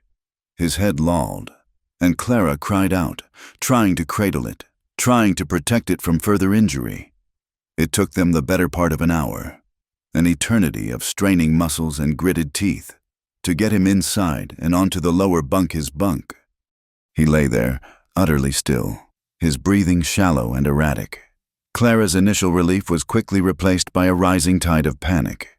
She didn't know anything about medicine, about wounds this serious. What was she supposed to do? She sent Eli to fetch basin after basin of cool, clean water, with a strip of linen torn from her own petticoat. She began the grim task of cleaning the wound. Her stomach churned as she gently wiped away the blood and dirt, revealing a deep, vicious gash where the rifle butt had struck him. The skin was split, and the area around it was already beginning to swell into a grotesque, purple knot. She cleaned it as best she could, her hands shaking, her tears dripping into the bloody water. She found another clean cloth, soaked it in cold water from the well, and laid it gently on his forehead, hoping to ward off the fever she knew was coming. Then there was the other matter, the body of the man outside. They couldn't just leave him there, a grim testament to the day's violence. It was a terrible, gruesome task, but it had to be done. With Eli's help again, they took a spare blanket from the cabin. They didn't speak. They couldn't. They covered the man. And then, taking the corners, they dragged the heavy weight away from the cabin, down toward the stream, into the deepest part of the cottonwood grove. They left him there, a shrouded shape in the dappled shade. It was all they could do. The work was brutal. And when it was done, Clara leaned against a tree and was sick, her body convulsing with the horror of it all. When she returned to the cabin, the sun was setting, filling the small room with a soft, melancholy light. The long, terrifying vigil had begun. She sat in a chair she pulled beside his bunk, a silent, helpless sentinel. She watched him, studying every flicker of his eyelashes, every shallow breath, searching for a sign, any sign, of life beyond the bare mechanics of his body. The hours bled into one another, marked only by the changing light outside the window and the routine of her tasks. She repeatedly soaked the cloth in cool water and placed it on his forehead. She tried to trickle a little water between his lips, but most of it just ran down his chin. As night fell, a fever took hold. His skin, which had been cool and clammy, grew hot to the touch. He began to mutter, low, incoherent sounds from a place she could not reach. He tossed his head from side to side on the pillow, his brow furrowed in some unseen struggle. The stillness was gone, replaced by a restless, fevered delirium that was even more terrifying. Clara never left his side. She held his hand, a large, calloused hand that had protected her, a hand that now felt frighteningly limp in her own. She spoke to him in a low, constant whisper, telling him he was safe, telling him to fight, telling him he had to wake up. She told him about Eli, about the valley, about how they needed him. It felt like praying. She wasn't sure who she was praying to, a God she had long since decided had abandoned women like her. But she prayed nonetheless. A desperate, continuous stream of hope and fear sent out into the darkness of the small cabin. Eli, exhausted and terrified, had cried himself to sleep in the upper bunk, but every so often he would stir, his small voice piping up from the darkness. Is he better yet? "He's fighting," Clara would whisper back, her voice thick with unshed tears. "We just have to wait." The first night was the longest of her life. Every creak of the cabin, every rustle of the wind outside, sent a fresh jolt of fear through her. She was alone, responsible for a gravely injured man and a frightened child, her own fear a living, breathing thing in the dark. The man she had shot was out there in the woods. The other men were out there, somewhere in the world. But her fear for her own safety was a distant thing, a pale shadow compared to the all-consuming terror that Wade would not survive the night. She was terrified of the moment his shallow breathing would simply stop. But it didn't stop. Dawn broke, gray and cheerless, and he was still breathing. The fever had not broken, but he had survived the night. Clara felt a small, fragile flicker of hope. She sent a weary Eli to milk their single goat and fetch more water while she continued her vigil. The next day was the same, and the next. She moved like an automaton, her world shrinking to the confines of the sick room. She forced herself to eat a piece of dry cornbread, to drink water, knowing she had to keep up her own strength. But sleep was impossible. Every time she closed her eyes, she saw the rifle butt swinging, heard the sickening thud, saw him fall. On the third day, the fever seemed to rage higher. His skin was fire, his muttering more agitated. He thrashed in the bunk, and she had to use all her strength to hold him down, to keep him from injuring himself further. She was exhausted, her body aching, her mind numb with fear and lack of sleep. Despair began to creep in, a cold, insidious poison. She was losing him. Despite everything she was doing, he was slipping away. She knelt by the side of his bed, her head bowed, her shoulders shaking with silent, racking sobs. She had nothing left, no strength, no hope. "Please," she whispered into the rough wool of his blanket. "Please don't leave us. Please don't leave me alone." She stayed like that for a long time, kneeling in the dirt, her spirit finally broken. She had failed. She had brought this destruction, and now she was going to lose the one person who had shown her true kindness. A sound from the bed made her lift her head. It was a low groan, but it was different from the fevered muttering. It was a sound of conscious pain. She looked up, her tear-filled eyes blurry. His head was still. The restless thrashing had stopped, and his eyelids were fluttering. She held her breath, her heart frozen in her chest. Slowly, so slowly, his eyelids lifted. His eyes, when they opened, were unfocused, clouded with pain and confusion. They stared blankly at the wooden ceiling of the bunk above him. "Wade," she whispered, her voice barely a breath. His eyes shifted, moving slowly until they found her face. For a long moment, there was no recognition. He was just a wounded man looking at a stranger. Clara's heart sank. Then she saw a flicker, a tiny spark in the pale depths. His brow furrowed slightly, his lips parted, But no sound came out. But his eyes were seeing her. The dam of her control, which she had held together with sheer will for 3 agonizing days, finally broke. A sob tore from her throat, a raw, ragged sound of pure, overwhelming relief. The tears came in a hot, blinding flood, pouring down her face. She wasn't crying from sorrow or fear anymore. She was crying from a joy so fierce and profound it was painful. She buried her face in the blanket beside his hand and wept, her whole body shaking with the force of her release. She cried for the fear, for the exhaustion, for the terrifying closeness of death. And she cried with a gratitude so immense it felt like it would split her heart in 2. He was alive. He was back. As she knelt there, her tears soaking into the rough blanket, a profound realization settled over her, quiet and clear in the aftermath of the storm. She looked around the small, dim cabin. She looked at the sleeping boy in the upper bunk, and she looked at the wounded man who had just returned to her from the edge of darkness. She was no longer the frightened girl who had cowered under a duster on a train. That girl had died somewhere in the last 3 days. She had died when she picked up the shotgun, when she faced down a killer to protect a child. She had died in the long, dark hours of the night as she fought a desperate, one-sided battle against death itself. The person kneeling here now was someone else entirely. She was not a person running from something. She was a person fighting for something. This small, hidden valley, this simple cabin, this wounded man and this orphaned boy, they were not just a shelter anymore. They were her home, and she had just fought for it with everything she had. She was no longer a runaway.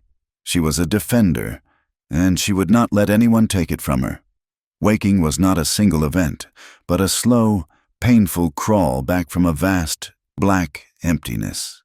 For days, Wade drifted in a fog of pain and fevered dreams, tethered to the world only by a distant, constant pressure on his hand and a soft, murmuring voice that was a cool cloth on the fire in his head.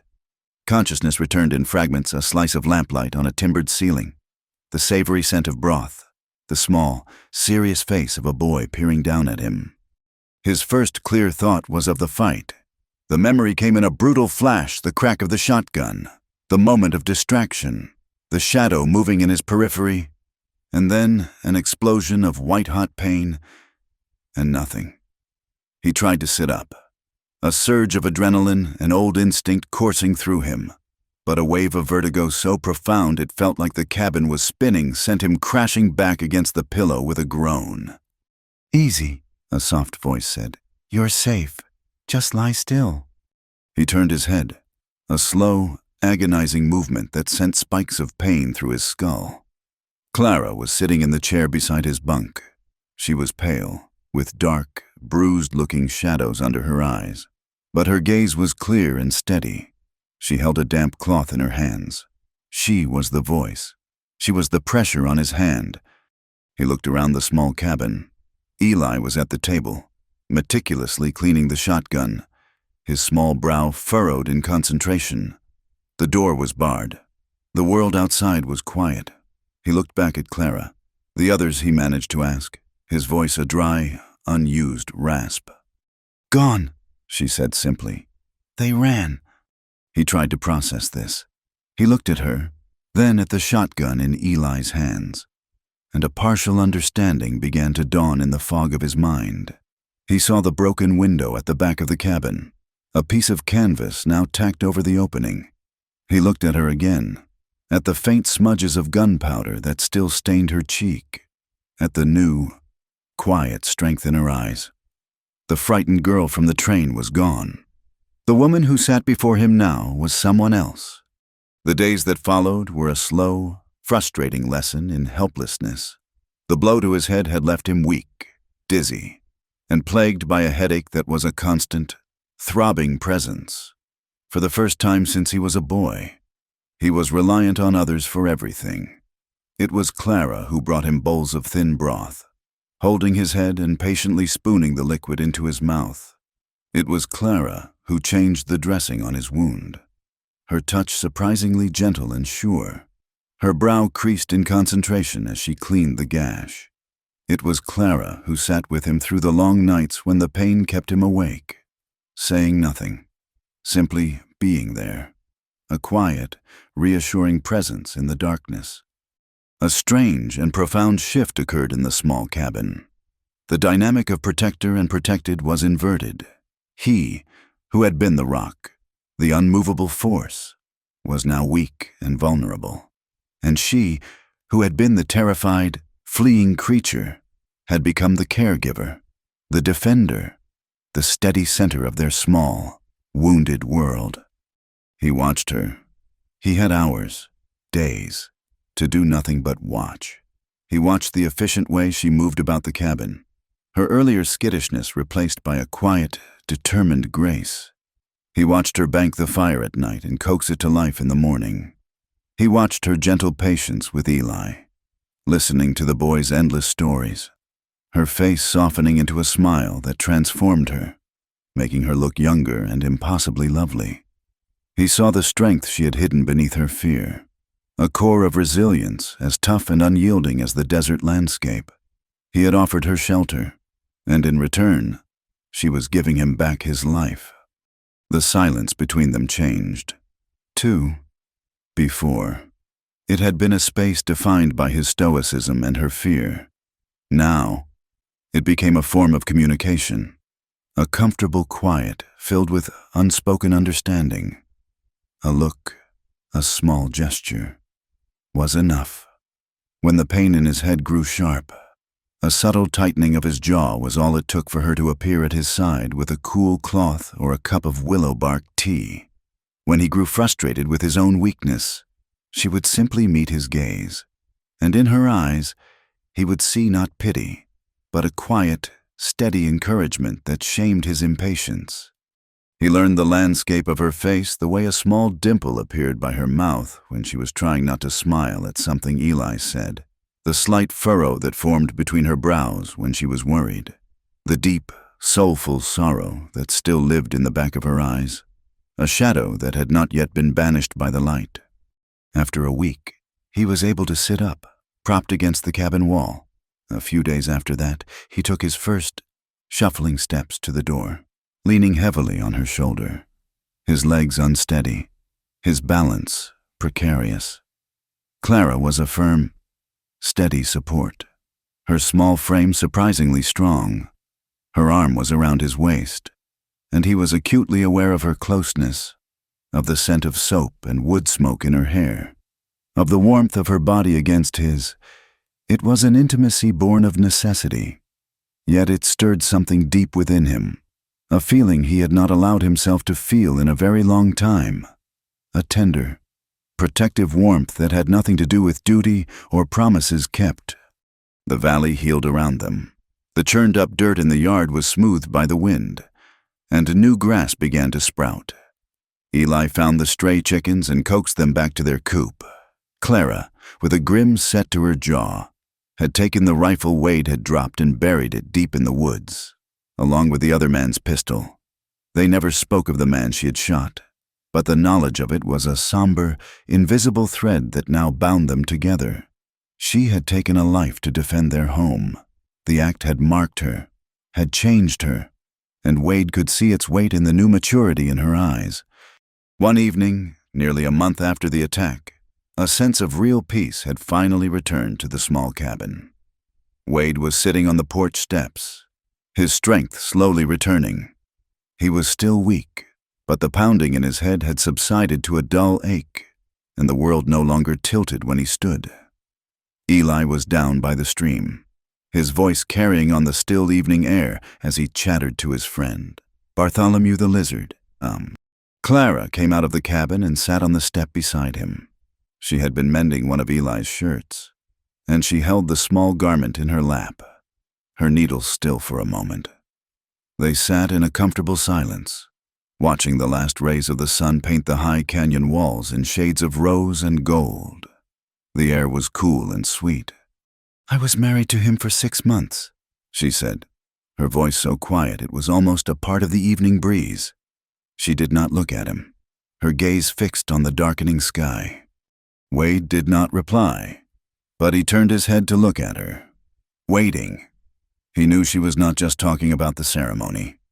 He never came to my bed, she continued, her voice a low, tremulous whisper. She finally turned to look at him, and in the dimming light, he could see the profound, gut-wrenching shame and fear in her eyes. It was the last, deepest secret, the final piece of the ugly story she had to tell. He liked to talk about it, to promise it, to hold it over me. It was his right. He said, a husband's right. He would tell me that tonight was the night, and I would lie there, in the dark, for hours, waiting, so terrified I couldn't breathe. But he wouldn't come. It was a game to him, another way to break me, to show his power. Her hands were clenched in her lap, her knuckles white. The night I ran, that was the night he said he wouldn't wait anymore. She took a shaky breath, the words a painful, halting confession. First time, I'm still a virgin. She said the word as if it were a curse, a brand. It was the final, humiliating admission of her time in that house, that even her own body had been a tool used against her, a thing to be threatened, promised, and withheld as a form of torment. It was not a statement of purity, but a confession of the deepest kind of violation, the violation of the soul. Wade looked at her. He saw the shame warring with a desperate need for him to understand. He saw the ghost of Silas Cruft's cruelty in the tremor of her lip, and he felt a surge of cold, clean rage toward the man who had done this, a rage that was quickly tempered by a wave of profound, aching tenderness for the woman beside him. She had given him the last, most vulnerable piece of herself, and he knew, with absolute certainty, that how he handled it would define everything that came after. He could see the fear in her eyes, the fear that he would see her as damaged, or that he would see her confession as an invitation, or worse, that he would pity her. He did none of those things. He simply saw her. Clara, the woman who had faced down a killer, who had nursed him back from the brink of death, who had created a home out of a lonely cabin in a hidden canyon. He slowly lifted his hand, the one she had held through the long, fevered nights. He reached out and gently, so gently, cupped her cheek. His thumb brushed away a tear she hadn't known had fallen. His touch was not one of passion or of pity. It was a touch of pure, undiluted reverence. It was a gesture of comfort, a silent acknowledgement of the terrible weight of her confession. Her skin was soft beneath his calloused fingers. She leaned into his touch, her eyes fluttering closed for a moment, a small, shuddering sigh escaping her lips. He looked into her eyes, his own gaze clear and steady, and his voice, when he spoke, was a low, quiet promise. Then we wait, he said. He let the words settle in the quiet space between them. He watched her absorb them, watched the fear and shame in her eyes begin to recede, replaced by a dawning, fragile hope. He leaned in a fraction closer, his voice dropping to a near whisper. Sealing the vow, until you say. It was not a question. It was a statement of absolute truth. It was a gift, the greatest one he could give her. It was the gift of time, of patience, of choice. He was giving her back the control that had been stolen from her. He was telling her that she was not an object to be claimed, but a person to be respected. He let his hand fall from her cheek and gently took her hand, the one that was clenched in her lap. He unfolded her fingers from their tight fist and simply held them in his own. His hand was large and warm, and it enveloped hers completely. There was no need for more words. Everything had been said in that simple touch, in that quiet promise. It was not a promise of passion, but of something far deeper, far more profound. It was a promise of safety, a promise that with him, she would never be a possession. With him, she would have all the time in the world to heal. With him, she could finally, truly be free. And they sat there, hand in hand, as the first stars pricked the deep velvet of the desert sky. The silence between them no longer filled with the ghosts of the past, but with the quiet, steady hope of a future. His promise, delivered in the quiet dusk, was not a singular event but the beginning of a new season in the canyon. The words, "Then we wait," became the unspoken foundation of their days, a bedrock of patience and respect upon which something new and fragile began to grow. The urgent, desperate fight for survival that had defined their first weeks together gave way to a quieter, more profound challenge, the slow, tender work of building a life. Autumn arrived in the high desert not with a fiery blaze of color, but with a subtle shift in the quality of the light. The relentless, hammering heat of summer softened into a warm, golden glow. The air grew crisp and clear, carrying the scent of drying sage and the distant, dusty smell of the plains. The sky seemed a deeper, more impossible shade of blue, and the nights were sharp and cold, spangled with a breathtaking clarity of stars. This change in the landscape mirrored the change within the cabin walls. The fever of the past had broken, leaving behind a season of quiet healing and gentle growth. Wade's strength returned in slow, steady increments. He began by walking the length of the porch, then to the stream, then up the winding path toward the canyon entrance. Each day venturing a little farther, reclaiming his domain. He was still a quiet man. The blow to his head had not changed his fundamental nature, but the silence that radiated from him was different now. The hard, solitary shell of the man on the train had been cracked, and what was left was a stillness that was not empty, but full. It was full of a watchful tenderness, an awareness of her that was as constant as the canyon walls around them. Clara, in turn, found herself unfurling like a desert flower after a rare rain. The constant gnawing fear that had been her lifelong companion began to recede, its sharp edges worn smooth by the steady, predictable rhythm of their days. She was no longer just a refugee occupying a temporary shelter. She was a creator, a nurturer, a vital part of the small, three-person world they inhabited. Her transformation began not with grand gestures, but with small, quiet acts of homemaking. One morning, she took a tin can and walked up the canyon slopes, returning an hour later with a handful of wildflowers.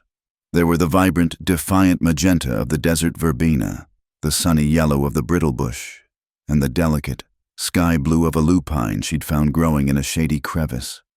She arranged them carefully in the can, filled it with water from the stream, and placed it on the rough-hewn table in the center of the cabin.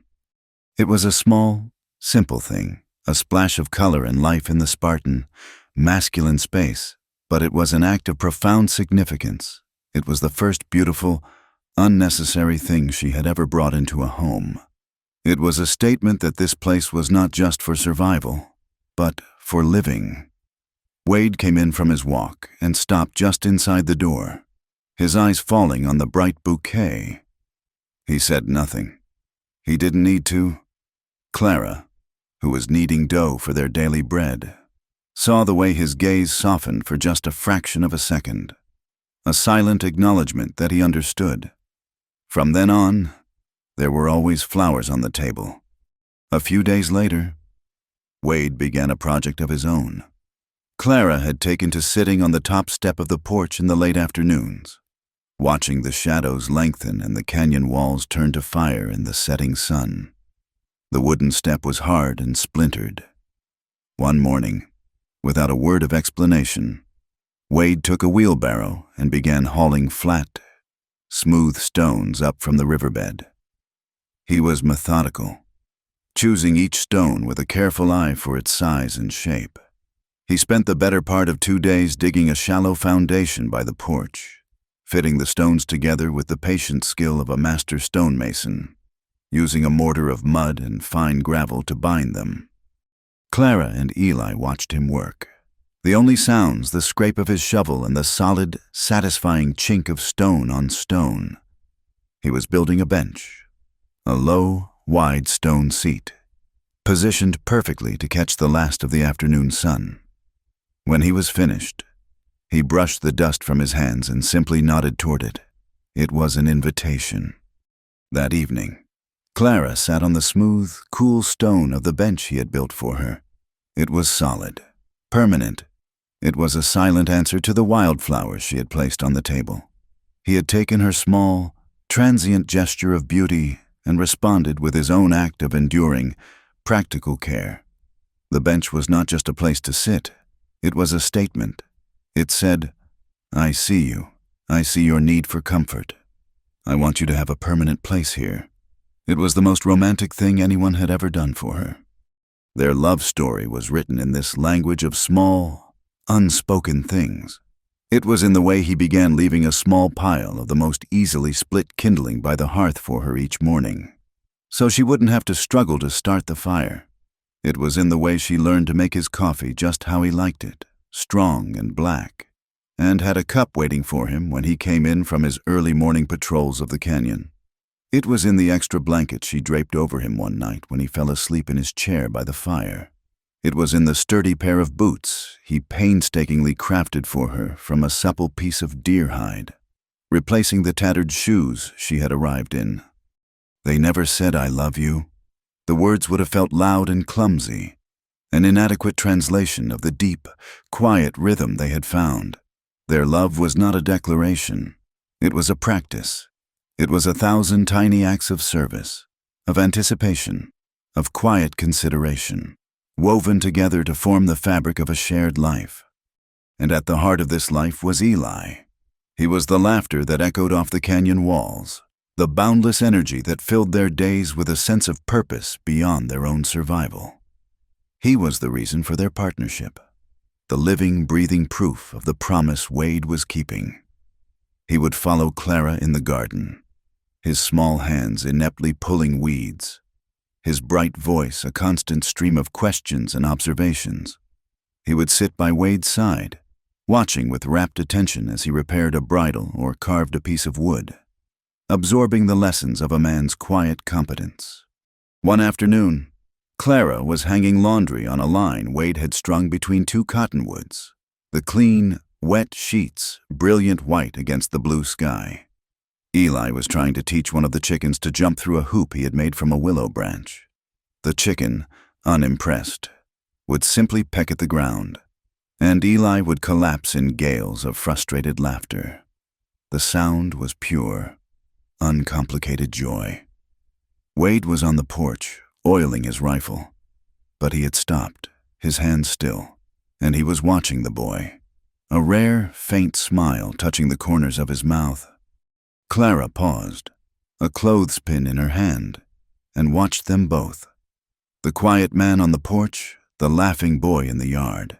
The scene was so perfectly, achingly domestic, so filled with a sense of rightness, that it brought a lump to her throat. This was family. It wasn't a family born of blood or ceremony, but one forged in violence, desperation, and a shared need for sanctuary. It was strange and unconventional, but it was real. It was more real than the cold, silent house she had been forced to call home, more real than the brittle, transactional relationship she'd had with her own father. This was the core of it all. She realized the feeling of permanence, the fear of abandonment that had haunted her every step was finally beginning to fade. Here, there was no threat of being cast out, of being sold, of being deemed unprofitable. There was only the steady, reliable presence of another person. It was knowing that Wade would be there in the morning, his presence as certain as the sunrise. It was knowing that if she stumbled, his hand would be there to catch her. It was the simple, profound security of knowing that she was no longer alone. Their life was not a grand romance. It was a simple, quiet thing. It was the shared meal at the end of a long day. It was the comfortable silence by the fire at night. It was the knowledge that there was another person breathing in the dark, another soul standing watch over the fragile peace they had built together. They didn't need to speak of love because they were living it, every single day, in the solid stone of the bench, in the bright faces of the wildflowers, and in the joyous, hopeful sound of a young boy's laughter. The seasons turned, and the canyon, which had held them in its protective embrace, began to show the first signs of a thaw. Winter had been a time of quiet consolidation, of drawing inward. Snow had blanketed the valley. muffling the world in a profound, peaceful silence. It had been a time for Wade's body to finish healing and for the deep, internal wounds in Clara's soul to slowly begin to scar over. They had spent the long, dark evenings by the fire, the quiet punctuated by Eli's lessons as Clara taught him to read from the handful of worn books on the shelf, his small finger tracing the letters while Wade listened, his hands busy mending tack or carving a piece of wood. Now, spring was whispering at the edges of the world. The snow receded from the valley floor, lingering only in the shaded crevices of the high canyon walls. The stream, swollen with meltwater, ran higher and faster, its voice a cheerful, boisterous chatter that replaced the hushed murmur of winter. The cottonwood trees, which had stood like stark, gray skeletons for months, began to show the faint, tender green of new buds. The air, which had been sharp and sterile, was now soft, carrying the rich, loamy scent of thawing earth and the promise of new life. This quiet, hopeful rebirth was mirrored in Clara. She moved with an ease and confidence that would have been unrecognizable in the terrified girl who had stumbled into this sanctuary nearly a year before. The valley was no longer just a hiding place. It was her home, and she knew its every mood and secret. She knew which patches of earth would be the first to sprout the wild onions she used in her stews. She knew the particular call of the canyon wren that nested in the rocks above the cabin. She had planted a small, determined garden, and the sight of the first green shoots pushing their way through the dark soil filled her with a fierce, protective pride. Wade, too, was a man transformed. The last vestiges of his injury were gone, replaced by the easy, powerful grace he had possessed before, but the hardness in his eyes, the impenetrable wall of the solitary man on the train, had been weathered away. It had been replaced by a quiet watchfulness, a steady warmth that was almost always directed at her or the boy. He still spent his days patrolling the canyon, ensuring their safety, but his absences were shorter, and his returns were marked by the small offerings he would bring: a perfect eagle feather for Eli, a handful of sweet, late-season piñon nuts for Clara. He was still a man of few words, but his actions spoke a language she had come to understand perfectly. Their life had settled into a rhythm as natural and dependable as the changing seasons. It was a life of shared work and comfortable silences. They were a unit, a strange and unlikely family of three, bound together not by law or blood, but by a shared history of survival and a silent, mutual vow to protect the peace they had found. The promise he had made to her on the porch, "Then we wait until you say," was a constant, silent presence between them. It was a gift of patience that had allowed her spirit to heal at its own pace, to learn to trust not only him, but herself. There was a deep, unspoken intimacy between them, a connection that ran far deeper than a physical touch could ever express. It was in the shared glance across the cabin, the way he knew she was tired before she did, the way she knew he was in pain from a subtle shift in his posture. One evening, as the last of the winter chill was finally surrendering to the gentle warmth of spring, Clara stood on the porch, leaning against one of the rough-hewn posts. Supper was over, the dishes were clean, and Eli was asleep inside, his soft breathing a quiet rhythm in the cabin. The sun was setting, a spectacular, fiery spectacle that set the western sky ablaze. The canyon walls, which were a deep, earthy red by day, were now bathed in a light that turned them to molten gold. A pair of hawks circled high overhead, their dark shapes riding the thermal currents in a graceful, effortless dance. She breathed in the cool, clean air. It was so peaceful it made her chest ache. She thought back to that first night, to the roaring darkness and the terror of the jump from the train. She remembered the feeling of the gravel tearing at her skin, the burning in her lungs, the absolute certainty that she was going to die. It felt like another lifetime, like a story that had happened to someone else. The girl she had been then small, frightened, and utterly alone was a ghost. The woman standing on the porch now was rooted, solid. She belonged here. Wade came out of the cabin, the door closing softly behind him. He had been checking the horses, and he carried the scent of leather and clean hay with him. He came to stand beside her, not touching, but so close she could feel the warmth radiating from him. He followed her gaze to the magnificent sunset, and for a long time, they stood in a shared, comfortable silence, watching the colors deepen and fade. The silence was not empty. It was filled with everything they had been through together, the fear, the violence, the pain, the healing. It was filled with the memory of gunfire and the quiet sound of a boy learning to read. It was filled with the ghost of a man lying in the woods and the solid, reassuring weight of a shotgun being cleaned on the cabin table. It was filled with the quiet, steadfast rhythm of their life. Clara turned her head slightly to look at his profile, silhouetted against the dying light. The hard lines of his jaw, the straight bridge of his nose, the unreadable stillness that had first drawn her to him. But she could see him clearly now. The stillness was not emptiness. It was a deep, quiet strength. The hardness was a shield he had built around a core of unwavering loyalty and a profound, hidden gentleness. The memory of their first meeting, of her desperate plea on the train, rose in her mind with a sudden, startling clarity. It was the moment her life had changed, the fulcrum upon which her entire world had tilted. "At first," she said, her voice a soft murmur in the vast, quiet twilight, "I only asked to hide beneath your coat."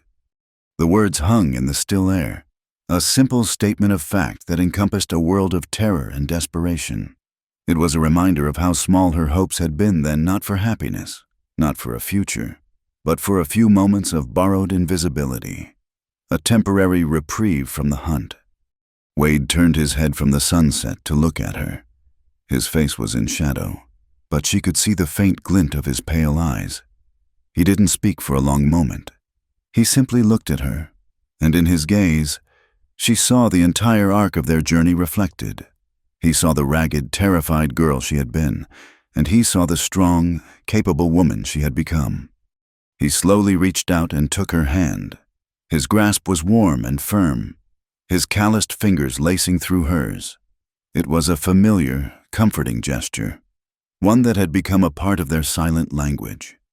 He held her hand and looked back out at the horizon, where the last sliver of the sun was sinking below the distant mountains, leaving behind a sky painted in tender shades of lavender and rose.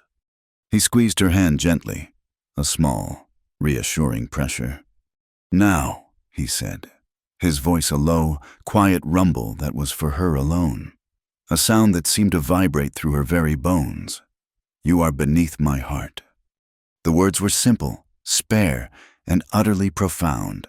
They were not the flowery, poetic words of a suitor, but the plain, solid truth of a man like Wade. He had taken her desperate, frightened request for a physical hiding place and transformed it into a declaration of her permanent, essential place in the very center of his being. He was her shield, her sanctuary, her home. He had taken her in, not just under his coat, but into the deepest, most protected part of himself. A wave of emotion so pure and powerful it left her breathless washed over Clara. It was not the giddy, frantic feeling she had read about in novels. It was a deep, quiet, and overwhelming sense of peace. It was the feeling of finally, after a lifetime of running, arriving at the one place in all the world she was meant to be. Tears welled in her eyes, but they were not tears of sorrow or fear. They were tears of a gratitude so immense it had no words. There was nothing left to say. Everything that needed to be said had been spoken in that single, perfect sentence. Slowly, she leaned her head against his shoulder. His duster was rough against her cheek, and it smelled of leather and wood smoke and the clean, wild scent of the desert night. It was the same coat, the same scent that had been her first sanctuary. He did not stiffen, but relaxed into the touch, his arm coming to rest lightly around her waist, holding her close. They stood there as the last of the light faded from the sky and the first stars began to appear. Two small, quiet figures against the vast, majestic backdrop of the American West. They were not a beginning or an end, but a quiet continuation, a promise kept. They were home. Thank you for listening to our story. We'd love to know where you're tuning in from, so please drop a comment below to connect with us and share your thoughts. If you enjoyed this journey, please subscribe to our channel, Wild West Stories 1850. Give this video a like and support us by hitting the hype button so more people can hear this tale.